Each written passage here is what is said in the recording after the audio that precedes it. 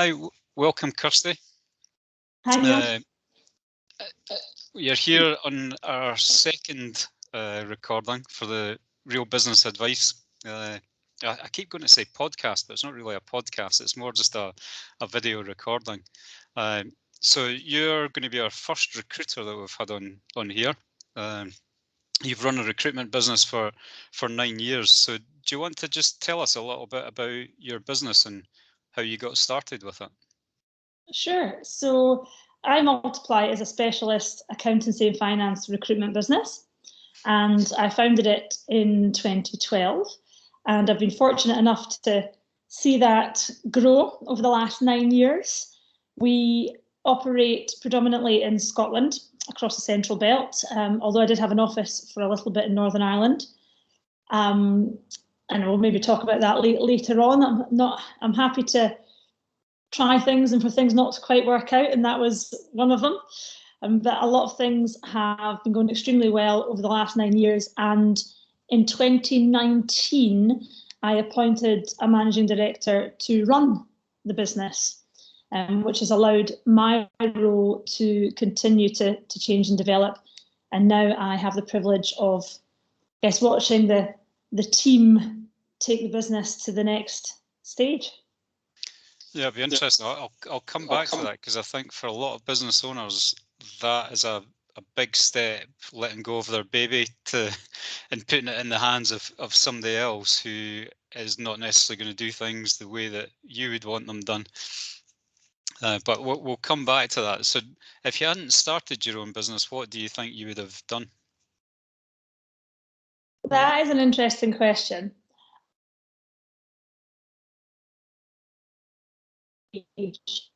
I knew I wanted to have a business, and I come from a family business background.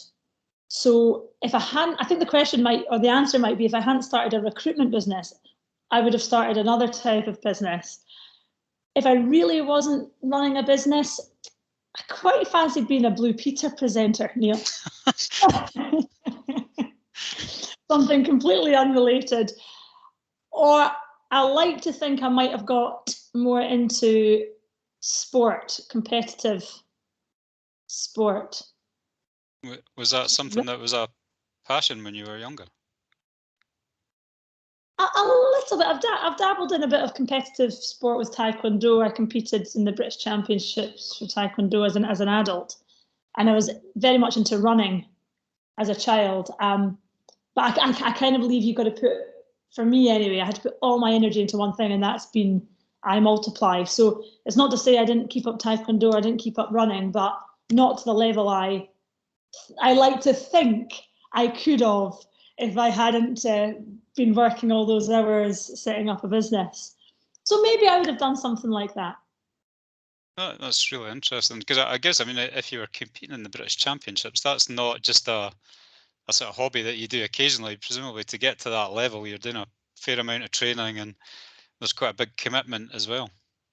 At the time, there was, and I was part of this great club that was a competitive club. My slight caveat is that I was one grade below black belt, so I didn't have to compete against the people that had been doing it since they were 3 years old and could lift their leg, up here. I started Taekwondo in my 20s and chose to do it competitively, but for the level that I was at, you know. So that's my slight. Probably might sound a bit grander than it was, but I still put myself in a ring and let people try and punch me in the face, which was very much out of my comfort zone, but I enjoyed the challenge. Okay. Has it felt like there's been any similarities in business to that? Absolutely. I suspect I've had quite a few punches to the face. No, it's there's a number of similarities, isn't there? Really, I think. Resilience is what's really needed to run a business, and it's probably what's really needed to be successful in anything. You have to be able to push through the tough times. Yeah, that is very true. So in terms of when you said that you might have started another type of business, what do you have an inkling of what that would have been? Well, my plan is I will start another business. That's still in the plan. I've not quite worked out what the idea is yet, but I've been fortunate enough to be on the board of a couple of different businesses, and I think that sort of increased my knowledge in terms of other sectors and industries. I like the idea of doing a product-based business because I come from a service-based background. So I like the idea of being in an area that I don't fully understand, perhaps. So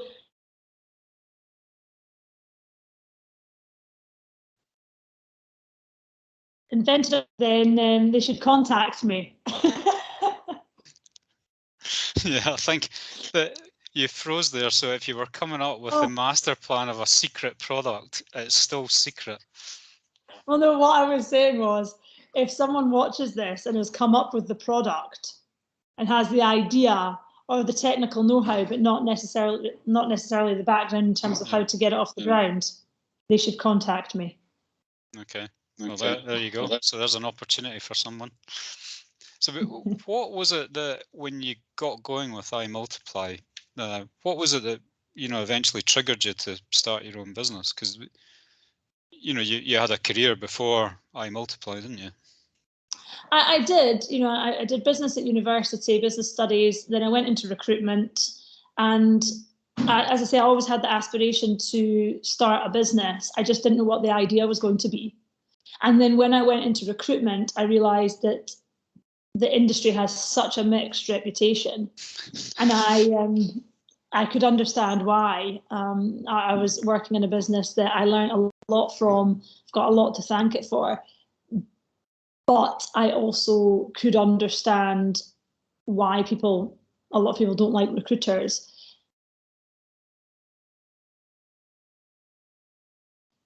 I'm trying to think of how to put it diplomatically, but they incentivize the team based on very quantitative KPIs. It's not around. They're quite short-sighted, and it's around sort of short-term wins. It's not really about long-term relationships, and that impacts the customers at the end of the day. So I thought, right, whilst I come up with my idea of what business I'm going to start, I'll start a recruitment business that hopefully tackles some of the reasons people don't like recruiters. And I wanted then the competition to copy us. And is that how it's played out? Do you feel that that's been successful? I think on a number of fronts, yes. We've put pressure on the competition to be better. I think there's still a huge image problem or challenge with the industry. And I think part of iMultiply's challenge is communicating effectively what tangible things we're doing differently, which has will have a positive impact on the customer. And I think that's the bit that we've maybe not quite nailed. But I'm very happy with what it's achieved in 9 years, but the journey continues. It's brilliant. I guess it's a tough thing where when you're trying to change the perception of a market, but I guess the market isn't necessarily changing with you, then the customers of that market, I guess, have a sort of preconceived idea of what all recruiters are going to be like, or everybody in that market is going to be like. Absolutely, and that's a huge challenge. So in terms of like your business life, what do you think the best decision is that you've made? I think the best decision I've made was to hire people. It might also be the toughest decision. I could probably write a book on some of the stories that I have over the years in terms of employing people. But that is definitely the best decision. I never wanted to do it on my own. I wouldn't have grown it like I have. Just to put it in some context, it's not like we're huge, but about 20 people, and great aspiration to continue a geographical growth next. And I've learned so much by surrounding myself with good people, and they've pushed me forward as well. So it's definitely the best thing I've done. And from like your startup on day one to your first hire, what sort of time period was that?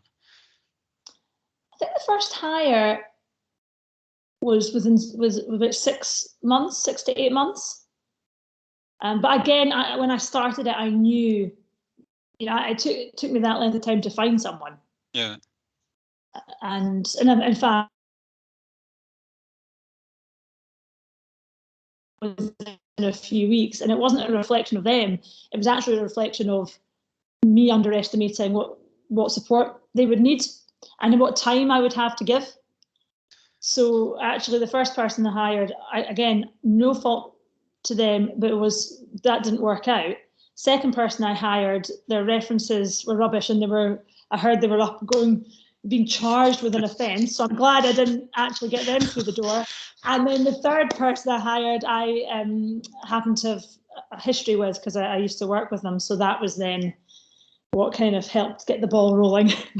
Third time lucky. Absolutely. So that's quite I don't know, I guess for a lot of people who are in business, that's quite a momentous sort of point where you have that first hire, because suddenly it's not all about you, and it's not about what you're doing. You've got to think of somebody else, and you've got to think about how much work they're going to be doing and filling them up. I would have thought that, the next really big one is, like what you've done, where you've recruited somebody who's actually going to run the business effectively on your behalf. So how scary was that at the time you did it, and how does that compare to that first hire? It's been huge, actually. Again, I knew it was a direction of travel. The reality of it is more challenging than I anticipated. And it's also been a journey. My chair was calling it a journey of liberation. And it has been a journey. It's taken about 5 years, actually, to get to that point, because we had to go through, first of all, making sure the sales didn't rely on me. Then it was actually making sure then the leadership structure was in place. Then it was working out absolutely what the job would be, and what would my job be. Do I still want a job in the business? Do I not? So actually, before you've even hired someone for that post, I'd been on a huge journey. And then I was fortunate enough that I found the right person, and Chris is doing a phenomenal job. I mean, fancy becoming MD and then COVID hits, the business goes through its most challenging, time in its history. And, he's navigated that extremely well with my support. But to put it in context, I had a baby as well during that time. I'm working sort of a day a week for iMultiply now. Chris is there full time running all the operations. And I think it has been tough in that sometimes I've wanted to jump in, not as a reflection of the MD, but more just my need maybe for control. But I think the reason it's worked, and we're two and a bit years, just over 2 years into that journey now, is that the communication between myself and him has been very, very good. And have I lost you? I'm still there. He tells me if I'm stepping on his toes, and I tell him if I'm feeling uncomfortable with anything. And that's why it works. So I think it's definitely been a bigger deal than my first hire. But I guess what they have in common is you kind of have to back yourself to make it work.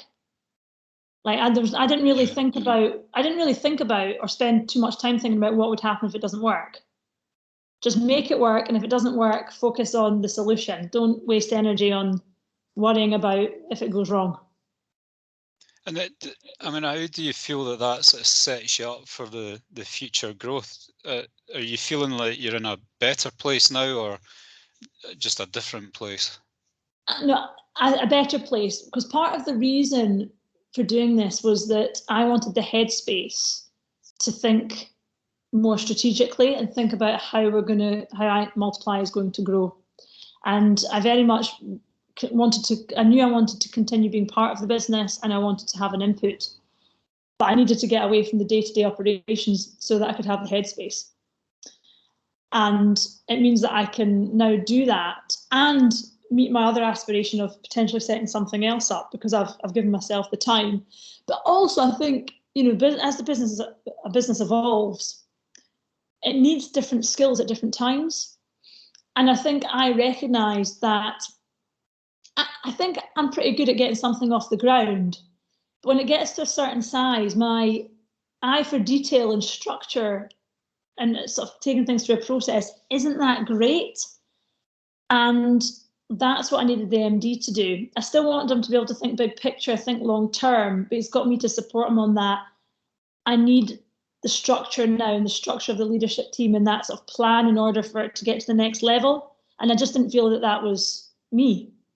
So I think that this move really will help the business go to the next stage. I think even from what you're saying there, it's quite insightful, I guess, to be able to look at, you know, that transition that you've been through and recognise where your own strengths are and, you know, where somebody else can possibly do a better job. And I always feel with some businesses, that's the step that they never quite make, because either the owner thinks that nobody can do anything better than them, and that always just stunts the growth a bit. I think, you know, being able to employ an MD, it's almost, it feels like that is the next big step, that really sets the business up for potential growth, because you really are letting go of the reins a bit, albeit, you know, having a accountability and communication with the MD. I mean, in terms of your sort of business career, who's been your biggest influence in business, or do you have a business hero? Do you know, it's my dad. My dad is the bit of a stereotypical story in that, you know, came from nothing, you know, just has worked his way up and ended up buying a business in his 20s and then set up, you know, it was retail and then set up an insurance business and has come out of, you know, nothing. He went to uni in his 50s, first person in his family to go to uni in his 50s, you know, ended up buying his parents their first house, you know, they never owned a property. And I'm very, very proud of him. And he taught my brother and I, my brother went into the family business. You know, he taught us a lot from a very early age. From the age of 3, we were shaking people's hands. We were playing negotiation games. You know, he'd get us doing a lot around sort of, I guess, money games in terms of like trying to raise our commercial awareness of, you know, how business works. So I think a lot of it stems actually from my dad's influence. Definitely more so for me than anyone, you know, famous or anyone that I'm not close to. I think, yeah, it sounds like you've had an inspirational sort of character around. I'm not sure about the negotiation games. I think that's a dangerous game when you've taught your 3-year-old who at some point will become a teenager about how to negotiate. Yeah, that's a very good point. There's probably, I think I managed to wrap him around my finger probably growing up. So that in terms of like, you know, a lot of business owners, they like to either read or they've got a favorite podcast or something that, you know, what do you have something there, a podcast or a book that's your sort of go-to business book?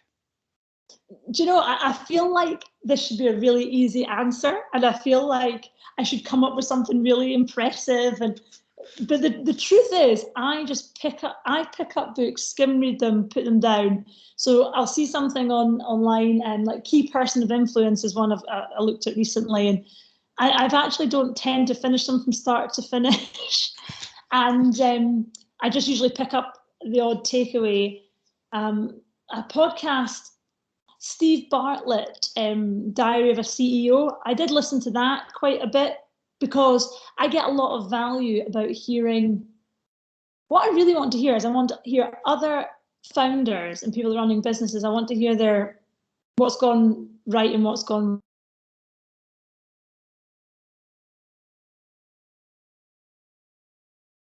life.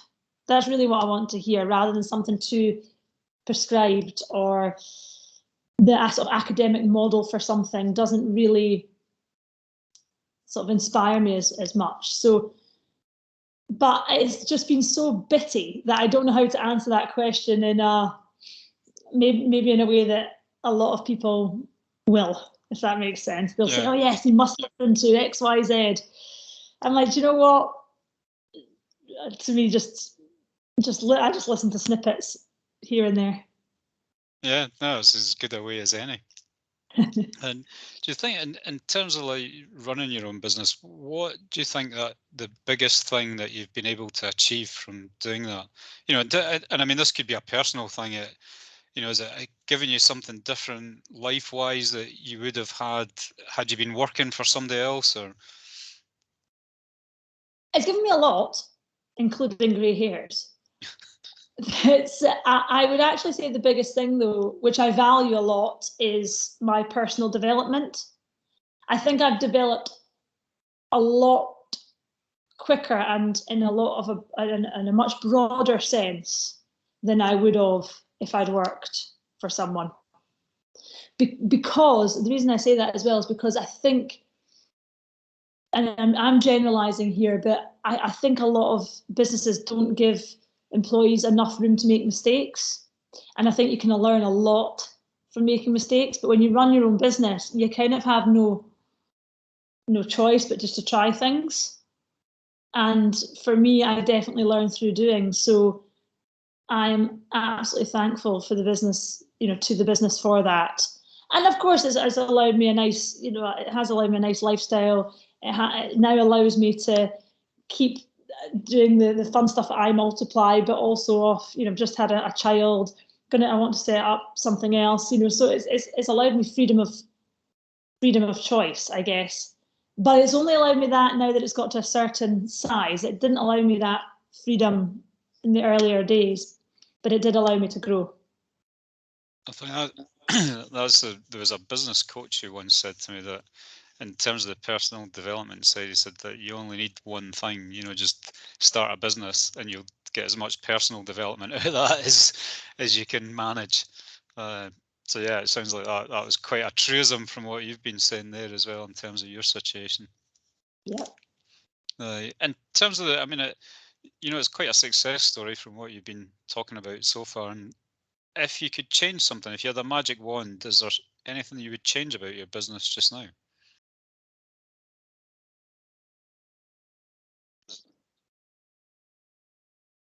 I would, well, the easy answer to that would be, yeah, we would have achieved our 2030 vision by now. We would be sort of,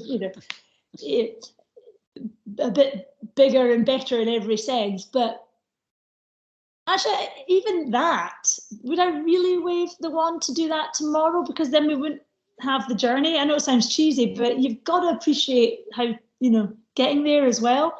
I think if I had a magic wand, I would actually change the way the recruitment industry operates on the whole, and that would then have an impact on how it's perceived. I think that's what I would do. Okay. There was one of it, actually, I'm going to jump to one of my later questions, because one of the things I was going to ask you is, what are the challenges for your industry going forward? I mean, obviously, I don't know, I guess, do you think recruitment is going to stay the same way, where it's still predominantly a sort of face-to-face, process? I guess an awful lot's changed over the last couple of years, where people are now doing things that they probably thought, were difficult or impossible, or so how's the world going to change for recruitment? My view on this is that it will continue to change and develop. So what's happening is we're seeing a lot more technology being used in recruitment and recruitment processes. I guess, though, for the last 15 years, people have said, well, we won't need recruitment businesses anymore because technology will ultimately replace them. I don't believe that, because I think what technology can't do is it can't replace the sort of softer skills, relationship building skills. But I think recruitment does have a place in terms of how we can use it to better assess people. Yeah. And so basically I see it developing in that sense. I still think, good people have always been hard to find. And that's why I think recruitment consultancies will continue to have a role to play, because they fulfill a need in terms of being able to access people because they're doing it every day of the week compared to, you know, a line manager. And they have very good market knowledge as well that not necessarily every business would have. But I think that would be the biggest change, is the use of technology. And also the change I would like to see more is, you know, the world is getting smaller. The pandemic's really helped with that in terms of, you know, use of technology in terms of video, online, you know, video technology. I think we could be doing, you know, looking for skills much further afield. Yeah. I think we've talked about that for years as well, but the reality is we don't really, and people still think very, very locally. Like in Scotland, we don't still really think about, you know, who we can attract from somewhere else, and they don't even need to leave the comfort of their own home. It completely changes the way that you think about things when you start to go down that route, because I guess it's not just attracting the candidates, but it's like, well, the employers at the other end, you know, they could be recruiting from anywhere in the country, but then how do you get in front of them to build a relationship with a recruiter that's maybe based in Edinburgh for an employer that's based in the southeast of England that hasn't heard of, you know, iMultiply? Yeah, and it is challenging, isn't it? Because ultimately culture work for a business. And I think the thing that we're still trying to work out is how you get how do you get the culture of the business and the feel for the business? How do you translate that to relationships that are purely virtual? Yeah. It is still a challenge. However, I still think there's a huge opportunity to be attracting talent virtually from wider afield for certain jobs. I appreciate that won't work for all jobs, but there will be a number of roles that it could work for. And I think that will potentially continue to change. Okay. I think there was a great little segue in there when you were talking about how technology is going to change things, or how it could change things. So have you got a particular business app, or like a app that you use personally that you feel like you couldn't do without? Xero. Love Xero. I'm laughing because, you know, Neil introduced me to Xero. I mean, just being able to have the business's finances, especially now that I'm not looking at it like I used to, or involved like I'm used to, I can at least still go onto that app at any point and see where we're at. So that to me is as essential as, like, you know, you've got your personal online banking apps on your phone. I couldn't do without Xero. No, I'd agree that, you know, for certainly small to medium-sized businesses, it's an absolutely fantastic tool. Well, in my view, it's one of the best out there. I've never really heard anybody complain about Xero, which is probably quite unusual.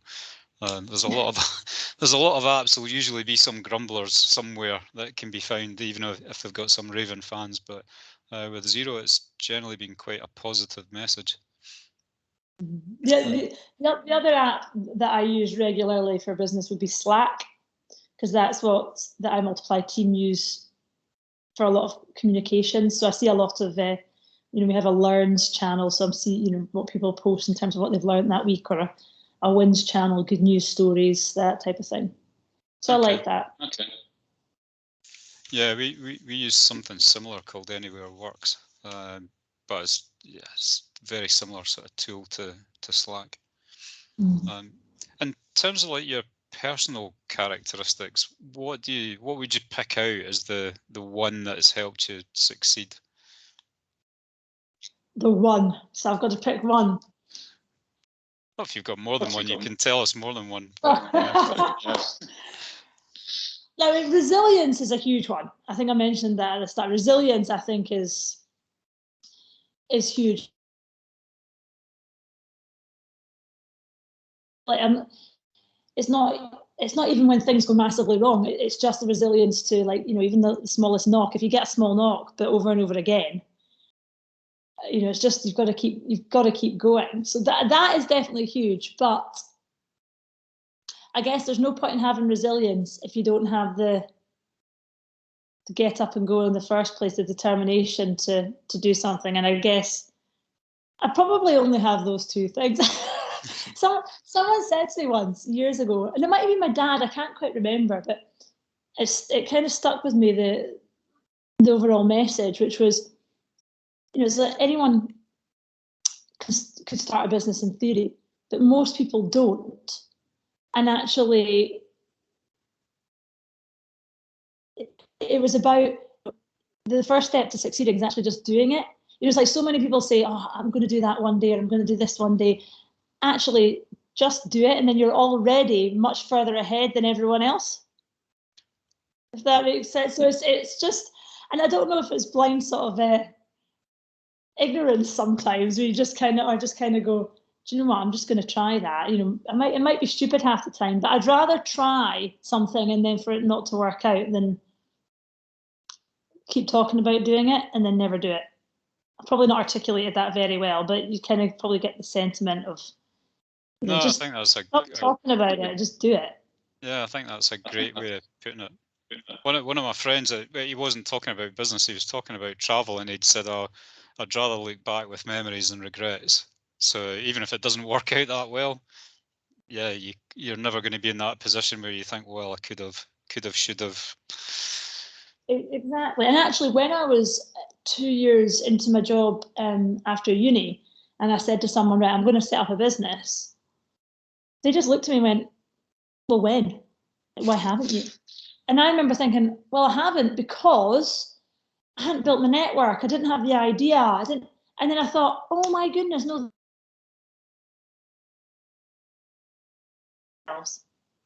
Just excuses. So at the next again day, I thought, right, well, I don't have an idea, get an idea. Right, I don't have the network, well, I'll build the network. And I just thought, no more. I thought my excuses were acceptable, you see, and then realized, no, I'm going to do it. I'm like, when? Just do it. Yeah, I think that's the same with a lot of things. Yeah. So my last question was really, if there was a bit of advice that you could give to other business owners, what would it be? Speak to other business owners. Well, here's perfect for them. I have met a number of business owners who are very, very siloed and dealing with a lot of things by themselves. And if I think about the value that I've got over the years in terms of speaking to other people, just for my own sanity, as well as you get ideas, connections, all that other stuff. But it's a lot of pressure, and it can be quite lonely. So yeah, my bit of advice would be get yourself out there and meet other people that are doing the same thing as you. It doesn't have to be in the same industry, but other people are running businesses. Yeah, I think even sometimes when you speak to people from a different industry, I very much hear a lot of the time, my business is unique, nobody else's business is like mine. And you think, well, actually, it's quite similar in a lot of ways to lots of other people's. But I think having that cross-fertilization of ideas at times, just because nobody's done it in your sector or your industry, doesn't mean to say that it won't work. It's sometimes it will work, and just nobody's had that flash of the obvious that, oh, hang on.